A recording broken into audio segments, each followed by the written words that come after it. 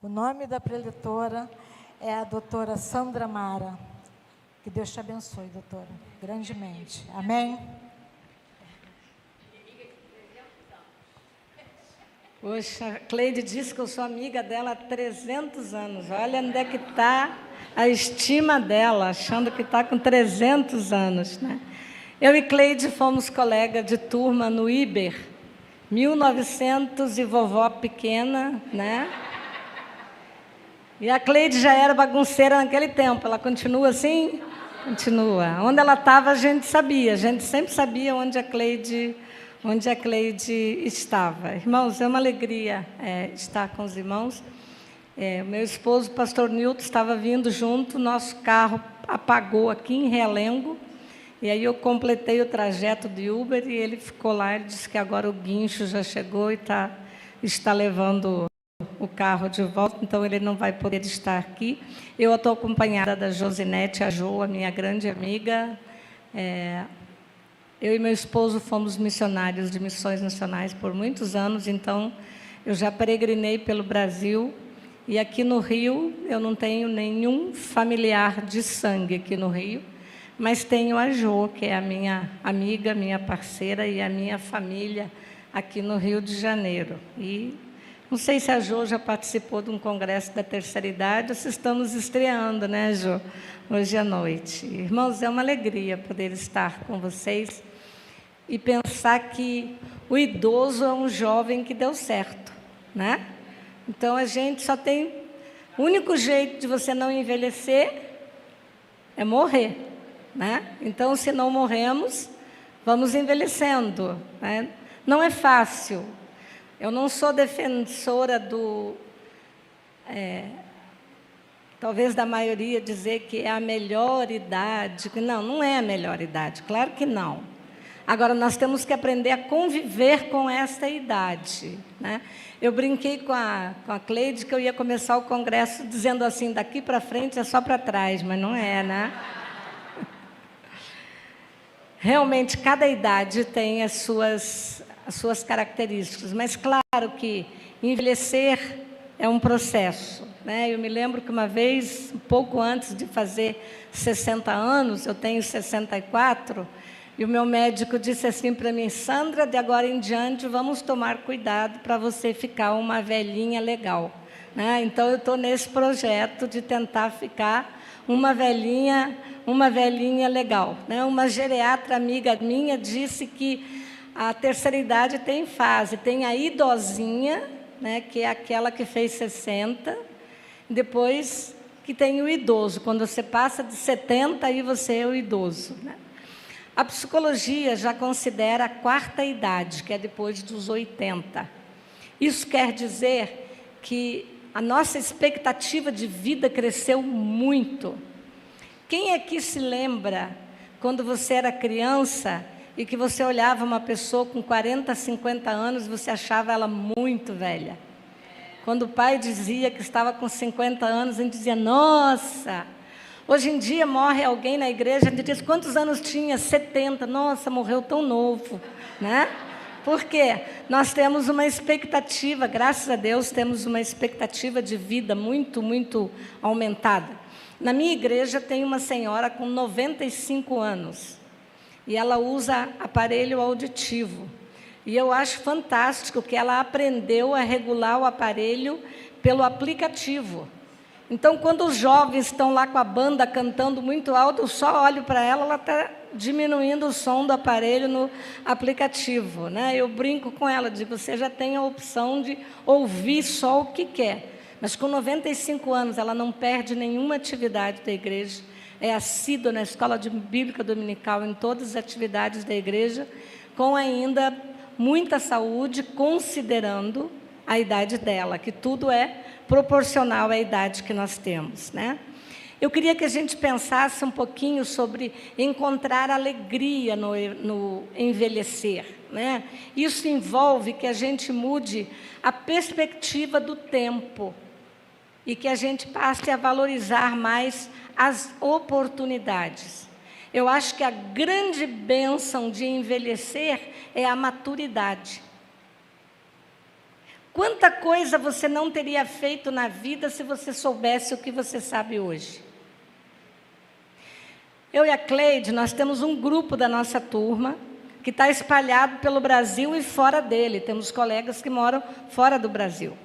E tem dias, né, Cleide, que a conversa rende, e às vezes eu estou lá no consultório, e no intervalo da consulta eu vou olhar, tem 300 mensagens, né? Num dia desses, a gente estava conversando, relembrando os velhos tempos, e alguém falou assim, imagina a gente com o corpo que a gente tinha naquele tempo, com a cabeça que a gente tem hoje. Aí alguém disse assim, mas Deus não dá asa à cobra, né? As duas coisas ao mesmo tempo não são possíveis, né? Mas que maravilha nós podemos cultivar esta maturidade e a gente poder olhar para esse processo de uma outra forma. Nós temos que ressignificar a nossa vida. Há problemas que nós enfrentamos, há lutas que enfrentamos que nós precisamos aprender a atravessar por ela. Nem sempre é para a gente aceitar. Às vezes é só para a gente aprender a viver com aquele momento. Quando alguém diz assim, não, você está com câncer, você tem que aceitar esse câncer. Não, não tenho que aceitar o câncer. Eu tenho que aprender a conviver com ele, eu tenho que aprender a me tratar, eu tenho que aprender a seguir as orientações do médico, mas não é para a gente aceitar coisas ruins. Coisas ruins a gente precisa aprender a atravessar por elas. É como o luto. À medida que nós vamos envelhecendo, nós enfrentamos mais lutos, porque pessoas que a gente conhece vai morrendo. Meu pai tinha 9 irmãos.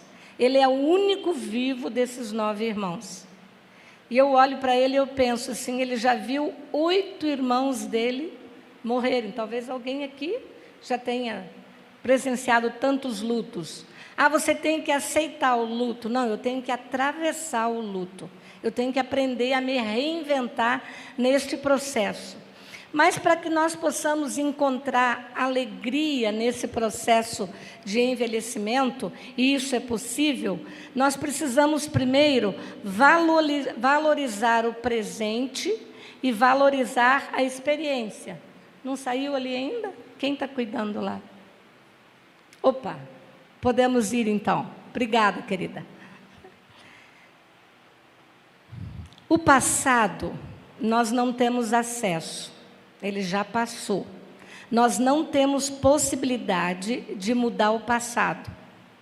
Vocês já pararam para pensar que Deus nunca mudou a nossa história? Deus muda o nosso futuro, o passado não. O que aconteceu conosco no passado não tem mudança. O passado, eu gosto de dizer que o passado é uma roupa que não me serve mais. O que eu faço com uma roupa que não me serve mais? Então, o nosso passado tem que ser um lugar de referência, mas não um lugar de residência. E nós temos que tomar cuidado como idosos para que a gente não faça do passado a nossa residência. Senão você fica aquele velho chato que só diz, no meu tempo era assim, no meu tempo era assado. E aí ninguém aguenta ouvir você falar isso. Porque era assim no teu tempo, mas hoje não é mais assim. Eu tenho 2 filhas jovens, que às vezes elas brincam comigo, eu falo alguma coisa, elas dizem assim, mãe, isso aí denuncia idade, não se fala mais assim, né? Porque nós temos os jargões da nossa época. Então, valorizar o presente, valorizar essa experiência, porque cada fase da vida tem a sua beleza particular. A melhor coisa que a gente pode fazer com o passado é olhar para ele com gratidão. Então, a gente resgatar do passado o que vale a pena ser preservado. E, às vezes, nós estamos vivendo, arrastando correntes por coisas que aconteceram lá no passado. Uma vez eu recebi uma paciente no meu consultório, isso já faz muitos anos, e ela veio falando de uma relação muito ruim que ela tinha com o pai dela. E ela então passou a narrar os detalhes daquela relação, e eram coisas muito desagradáveis que aconteciam tanto da parte dela quanto da parte do pai. E eu percebia que ela tinha muita raiva, muita mágoa daquilo tudo. E depois, no final da sessão, quando ela já tinha me falado muito sobre aquele pai, eu perguntei para ela, mas e hoje? Como é que é a sua relação com seu pai hoje? E ela disse assim, como assim hoje? Meu pai está morto há 12 anos. Mas ela narrava as coisas como se fossem algo do presente.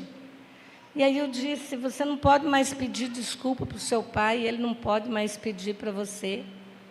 Mas ela estava lá naquele passado, arraizado, numa história que não podia ser mudada. Aí você vai dizer assim, mas se eu não mudo minha história, eu vou carregar essas coisas amargas para sempre?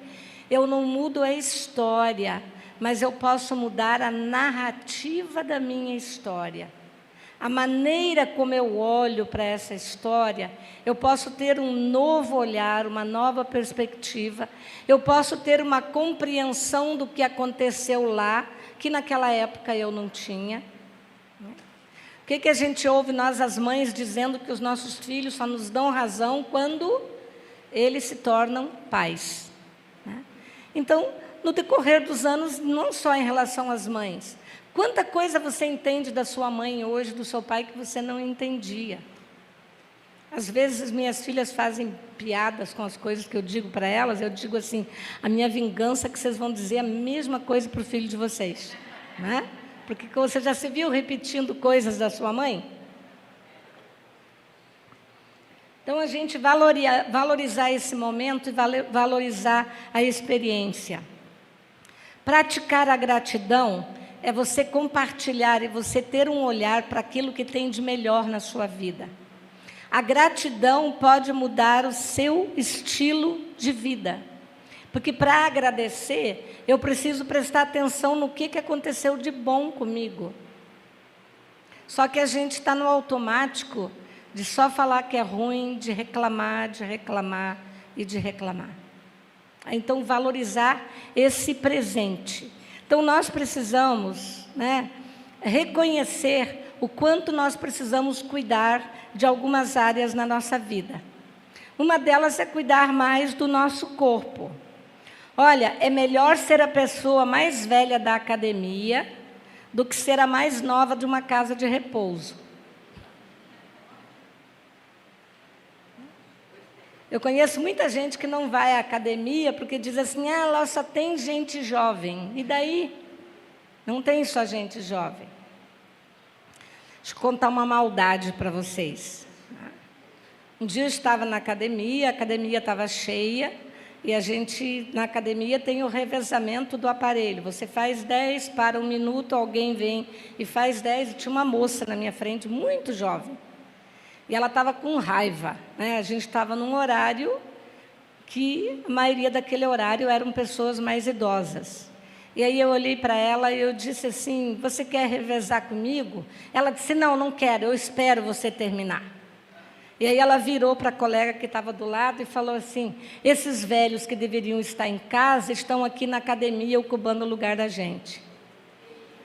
E aí eu virei para ela e disse assim, para você com mais ou menos 20 anos estar na academia nesse horário, é porque tem um velho em casa que está pagando a sua mensalidade. Né? Porque não era um horário, era o horário que todo mundo tinha que estar trabalhando ou estudando, né? Eu tenho um expediente, eu trabalho de 12 horas às 22 horas. Então, na parte da manhã, eu consigo ir à academia, ir ao Pilates, ou fazer alguma coisa. A gente diz, eu estou inibida, porque está cheio de jovens. Que bom que você está lá para dar o exemplo de alguém que, mesmo com uma idade mais avançada, está cuidando de você. Então, eu não acho que eu vou trazer para vocês hoje alguma novidade. Tudo aquilo que nós vamos falar hoje são coisas que nós sabemos que precisamos fazer, mas que nem sempre fazemos. Nós sabemos que precisamos cuidar do corpo. É bom fazer exercício? Não, o resultado dele é bom, mas fazer não é bom. Então, que bom, tem gente que gosta mesmo. Eu acho incrível quem gosta. Eu não gosto, mas eu faço. Eu faço em cima da necessidade e não em cima da vontade. Vontade eu não tenho, mas eu tenho necessidade. Quantas coisas nós fazemos na vida em cima da necessidade e não da vontade? Quantas mulheres aqui adoram cozinhar todo dia? Todo dia. Ó, tem algumas heroínas aí, ó. Eu gosto de cozinhar, mas não todo dia. Se na vida nós estivermos fazendo só o que a gente gosta, nós não estamos fazendo o suficiente. Porque a vida não é feita só do que a gente gosta. Então, fazer exercício pode ser que não seja uma coisa que você goste. Nós hoje precisamos, idosos, nós precisamos malhar muito a perna. Não é uma caminhada na rua que faz você malhar a perna. É puxar peso na perna. Por quê? Malhando as pernas, nós diminuímos drasticamente a possibilidade de ter demência. Porque o exercício da perna aciona uma área do cérebro que vasculariza melhor o cérebro e isso retarda o processo de demência. Então, se você quer ficar demente mais tarde ou não ficar demente, você tem que malhar muito as pernas. Então, a gente tem que ter disciplina para isso. O que nos faz fazer as coisas com seriedade é a disciplina. E olhe, eu gosto de dizer que disciplina é a capacidade que eu tenho de levar a sério a minha decisão. Então, eu decidi que eu vou caminhar todos os dias às 8 horas da manhã. Aí eu acordo e digo, não estou com vontade, mas eu decidi, eu vou. Está chovendo, mas eu vou pôr uma capa de chuva e vou. Eu podia deixar para mais tarde. Não, eu falei que eu ia às 8 horas, eu vou. Então, disciplina é a capacidade de me levar a sério e manter a palavra. Para trabalhar o corpo e a mente, nós precisamos muito de disciplina. Então, nós precisamos de ajustes. Procure fazer algo que você gosta mais ou que você odeia menos, né? Quem diz, mas eu não gosto de nada, então faça aquilo que não te afeta tanto, mas nós precisamos fazer. Ler, aprender a fazer algo novo, jogar xadrez.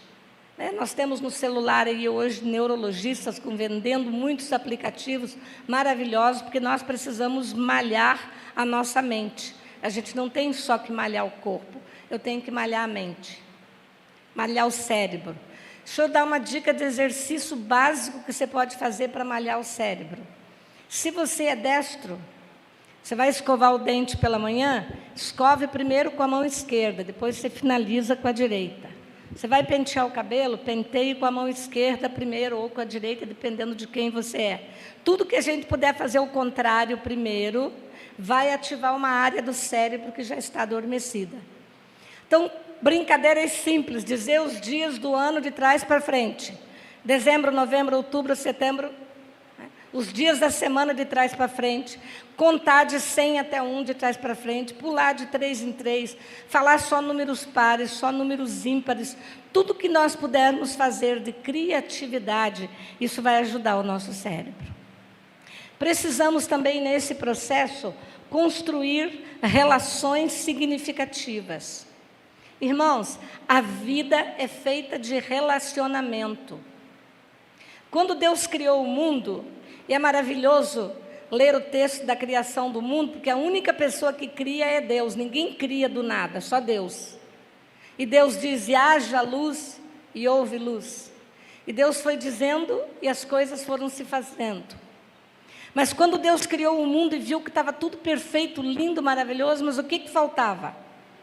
Faltava alguém semelhante a ele para que ele pudesse fazer o quê? Se relacionar. Até Deus gosta de se relacionar. E quando Deus criou Adão e Eva, a Bíblia diz que todas as noites, final de tarde, Deus vinha no jardim para conversar com Adão e Eva. Tudo que Deus criou, a Bíblia diz que viu Deus que era bom. Mas quando Deus criou o homem, a Bíblia diz que Deus disse que era muito bom, porque a vida é relacionamento. Agora, nós precisamos pensar o que é que nos conecta às pessoas. Para eu estabelecer relacionamento, o que é que me conecta às pessoas?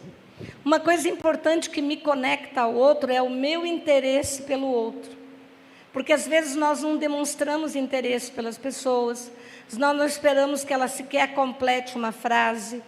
nós não temos paciência para sentar e ouvir, nós não mantemos contato visual, nós não elogiamos nunca, nós estamos sempre com pressa, nós não sabemos o nome das pessoas. Coisa desagradável é alguém não saber o nosso próprio nome.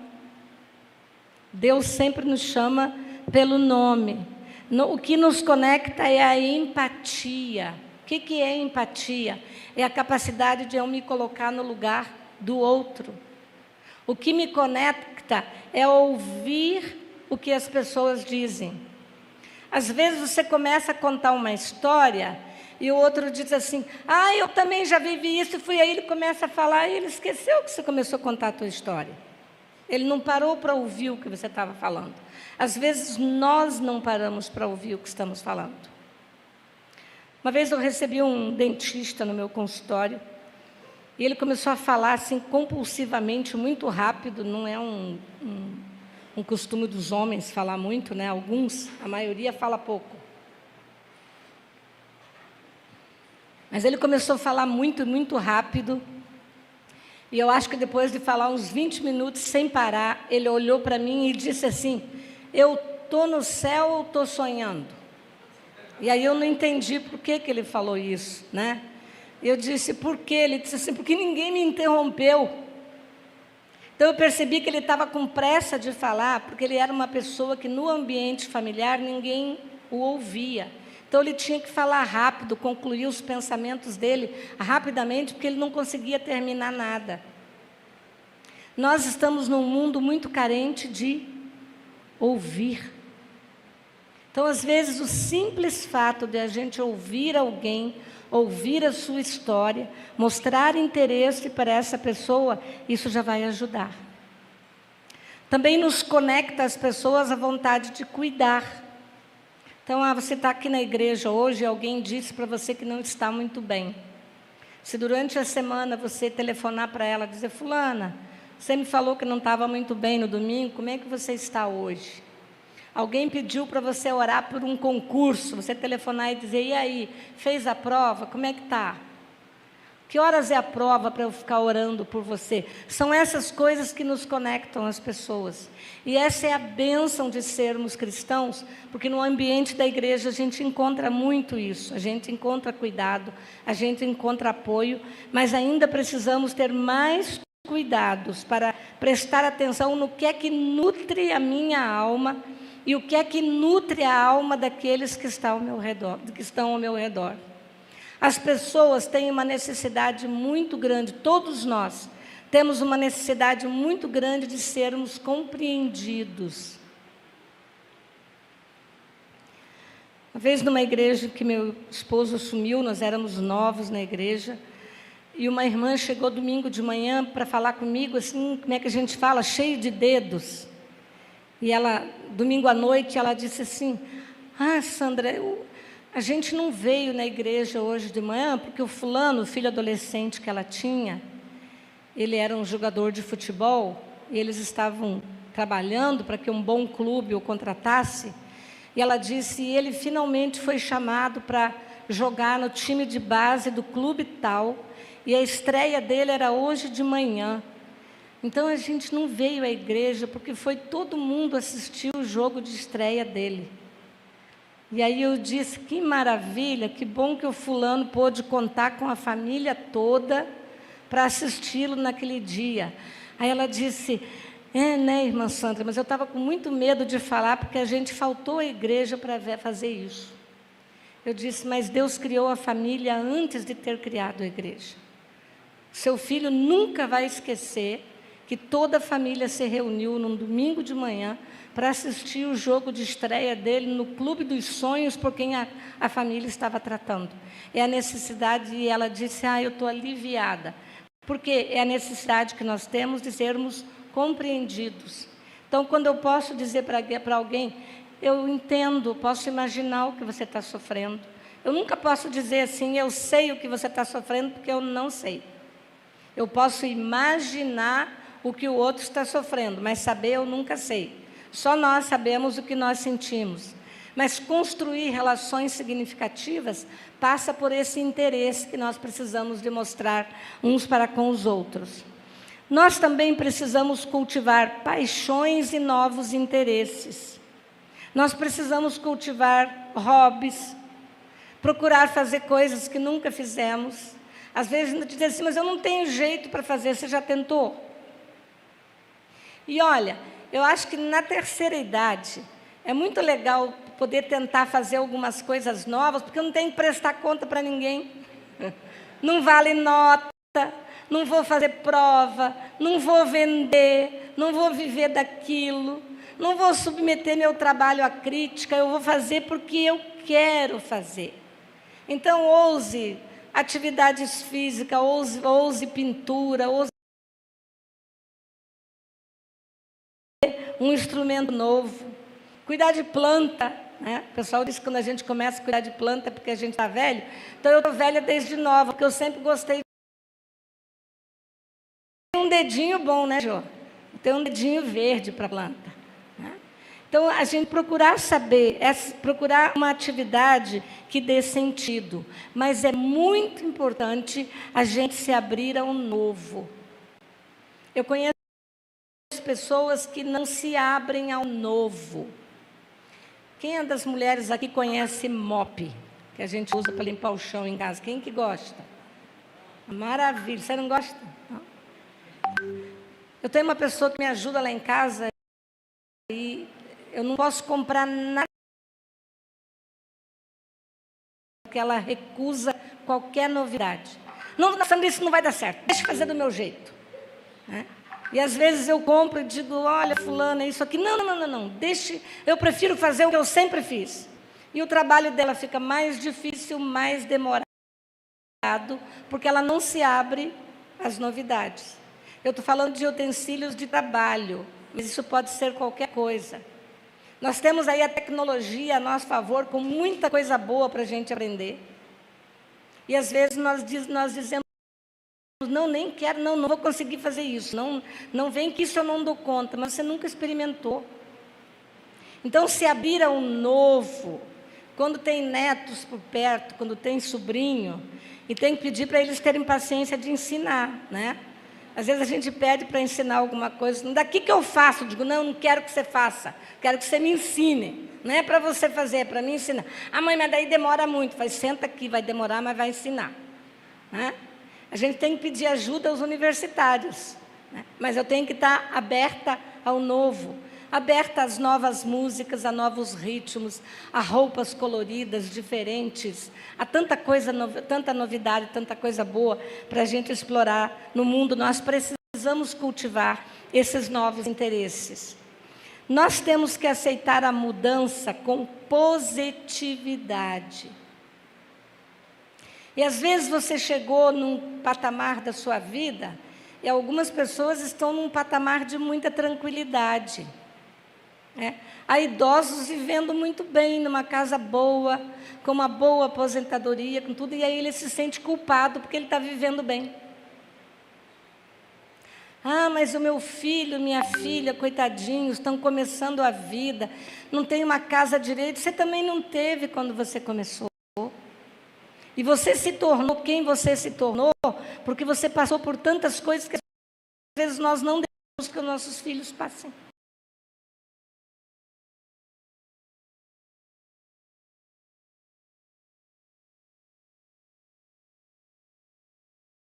Ouviram essa frase?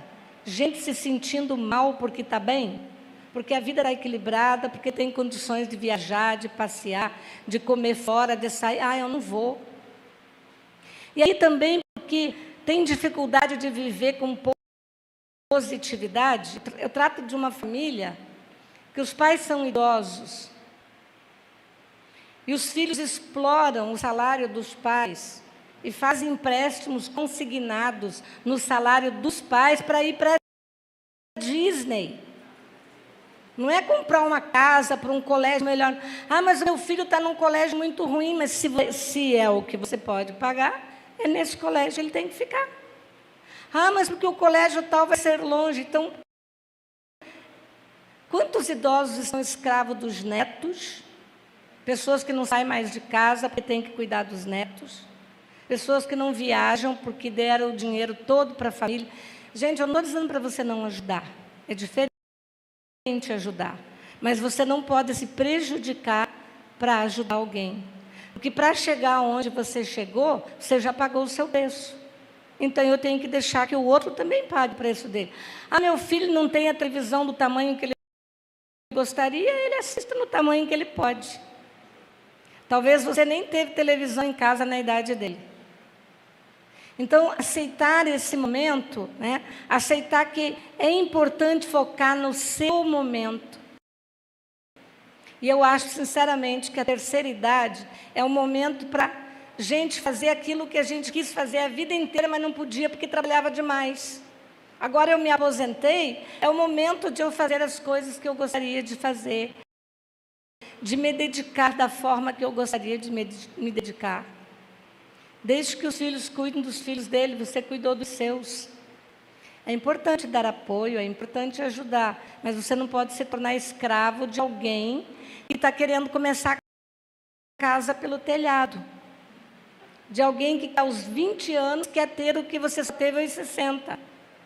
Então a gente tem que ter muito cuidado com essa geração que quer tudo muito rapidamente, quando você levou anos para construir aquilo que você tem.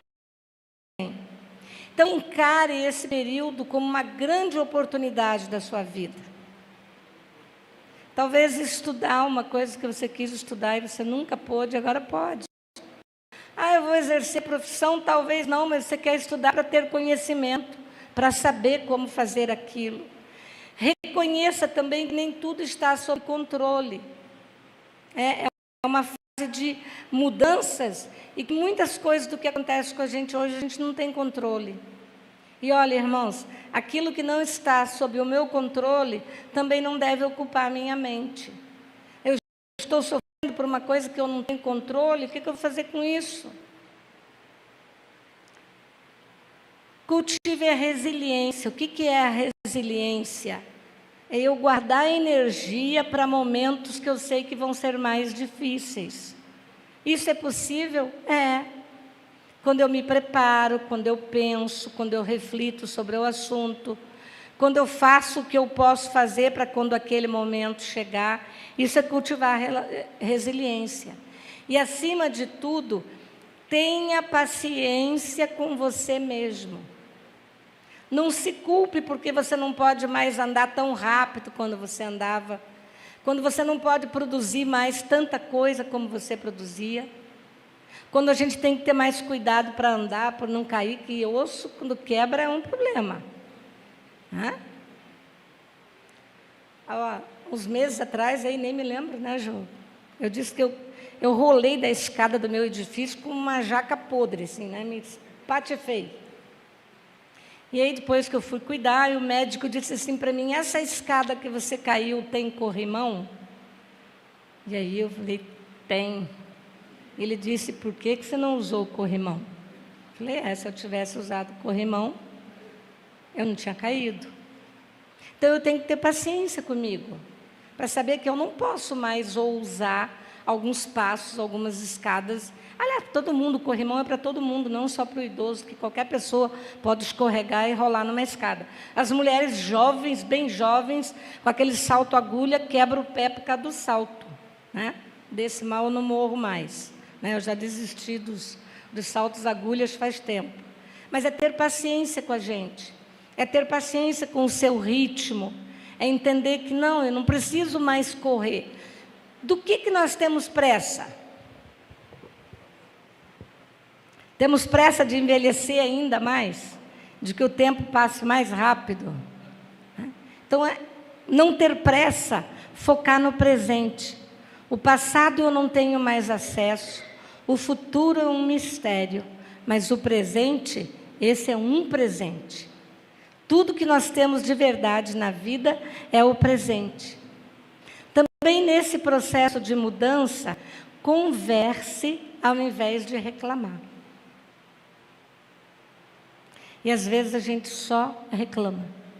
E a reclamação nunca resolve o problema. Porque quem mora com você, se você está acostumado a reclamar demais, quem mora com você, desliga, nem escuta mais a sua reclamação, porque todo dia é a mesma coisa. Agora, é diferente de eu me sentar, chamar alguém para conversar e dizer, isso está me incomodando. Eu não estou dando conta disso, daquilo. Eu preciso ajuda nesse quesito. Aí você vai ter ajuda. É diferente de ficar reclamando. A gente reclama porque está insatisfeito. Às vezes a gente reclama porque quer reconhecimento. Às vezes a gente reclama que trabalhou o dia inteiro, eu sou empregada dessa casa. O dia que eu morrer, vocês vão ver como é que vocês vão ficar. Não é assim? Vocês já ouviram isso? Hã? Eu sou vizinha? Só sou vizinha, né, Cleide? Né? Se eu não tivesse aqui, eu queria ver como é que vocês iam dar conta. O dia que eu morrer, vocês vão me dar valor. O que eu estou querendo? Reconhecimento.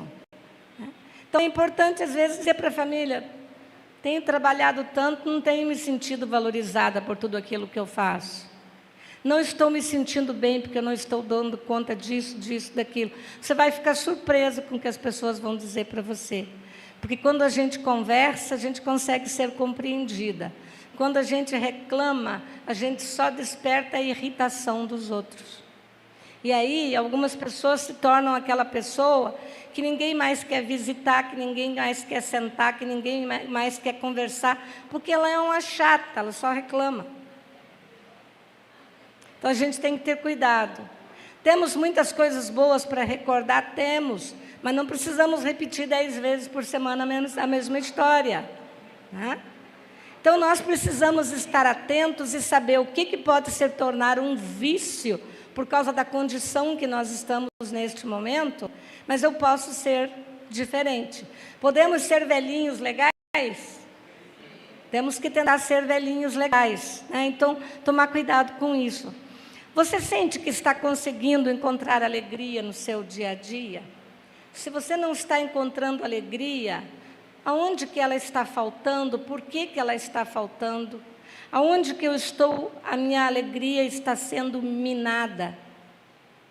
Também é importante você pensar de todos os problemas que você enfrenta na sua vida, quais problemas existem de verdade, quais são os que a tua cabeça cria.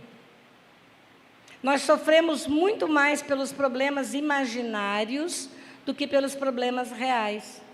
Porque, às vezes, nós estamos antecipando o sofrimento, estamos prevendo derrota de onde não precisa ter derrota. Estamos sofrendo pelo que acontece, pelo que vai acontecer e pelo que nunca vai acontecer. Então, é importante a gente saber, se eu estou triste hoje, por que eu estou triste? O que me faria feliz? Eu tenho um exercício que eu gosto de fazer com os meus pacientes no consultório, que eu chamo de gosto e não gosto. Então, eu peço que eles façam uma relação das coisas que eles gostam. E aí eu digo assim, vale qualquer coisa, chupar pirulito, andar de bicicleta, vale qualquer coisa. O que é que eu gosto? Tem pessoas que têm dificuldade de pensar nisso. O que é que você gosta na vida? O que é que você não gosta? Aí a lista é enorme. Estou dando mais luz ao que eu não gosto do que eu gosto. Então, o que é que eu gosto? O que é que eu não gosto? O que é que eu não gosto e faço? E o que é que eu não faço, mas gostaria de fazer, não é bom? Dá para vocês fazerem o exercício em casa, pode me mandar depois que eu ia querer ver. O que é que eu gosto, eu não gosto e faço, eu não faço, mas gostaria de fazer. Eu gosto de ver uma cama muito bem arrumada, bonita, com almofadas e tudo mais, mas detesto arrumar. Então, o que eu faço? Quando eu acordo de manhã, a primeira coisa que eu faço é arrumar a cama, que daí eu estou livre. Se eu sair do quarto, for tomar café, eu tenho que voltar para arrumar a cama. Não, eu levanto, zup, a cama está pronta. Do jeito que eu quero. Não gosto de arrumar, mas eu gosto do resultado. Se eu não arrumar, eu vou ficar pensando, eu tenho que voltar lá para arrumar a cama. Não, já está pronto, dessa tarefa eu já estou livre. Aquilo que a gente não gosta, mas precisa fazer, a gente deve fazer logo. Porque não ter energia e ainda ter que fazer o que não gosta é pior. Agora, se eu já fiz tudo que eu não gosto no dia e deixei as coisas mais prazerosas para depois, eu estou cansada, mas pelo menos eu vou fazer o que eu gosto. Então, a gente identificar esses momentos na vida, por que eu preciso saber o que eu gosto? Para fazer mais o que eu gosto. Daquilo que eu não gosto e faço, eu posso abrir mão? Eu posso deixar minha cama sem arrumar? Até posso, mas eu não vou gostar. Então, eu vou fazer sem reclamar. E aí, depois, aquilo deixa de ser um peso para a gente. Eu estou usando a arrumação da cama, mas vale para qualquer coisa. Já que eu tenho que fazer, vou fazer de uma vez, fiquei livre disso, está resolvido e a vida segue em frente. Nós precisamos focar nesses resultados. Agora, irmãos, o que a Bíblia diz sobre a velhice? Lá em Provérbios 29, a Bíblia fala que em velhice é um sinal de honra e de sabedoria. Então, é uma honra ter chegado a essa idade. É uma honra estar onde você está hoje. É uma honra poder aconselhar as pessoas, poder ouvir com mais paciência, poder usufruir a vida com mais tranquilidade.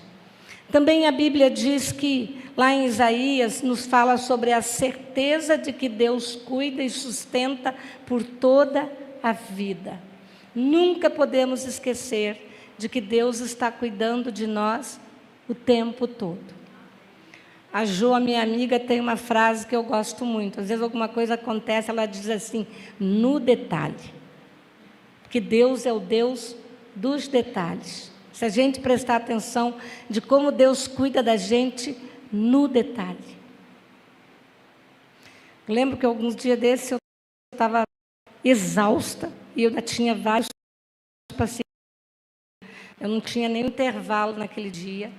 E aí eu saí da sala e eu estava realmente muito cansada, não estava bem de saúde.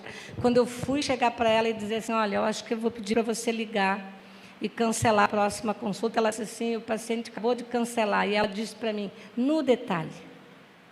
E eu tomo isso como mimos de Deus na minha vida. Aquilo que você estava pensando em fazer, alguém vem e faz para você. Aquilo que você estava pensando em comprar, alguém te dá de presente. Aquilo que você precisava ouvir, alguém te fala. Você chegou mal aqui na igreja, alguém te deu um abraço, sentou perto de você, perguntou como é que você estava, convidou você para ir a algum lugar. São mimos de Deus na nossa vida. Então, lembrar que Deus está presente para cuidar de nós o tempo todo. O Salmo 90 fala do envelhecimento como uma jornada abençoada por Deus. Quanto mais tempo nós vivemos, mais bênçãos nós temos que contar. Não é para ficar reclamando, não, é para contar as bênçãos. Então, quanto mais tempo de vida, mais bênçãos nós temos. E o Salmo 71 fala que a confiança em Deus deve permanecer para sempre. Estou cansada, já vivi muito, estou doente, mas Deus continua sendo Deus. Deus continua nos amando, Deus continua cuidando de nós. Envelhecer não é só sobre perder a juventude, mas ganhar maturidade de quem já viveu, aprendeu e ainda tem muito a compartilhar. Amém? Deus abençoe. Ser velhinhos legais.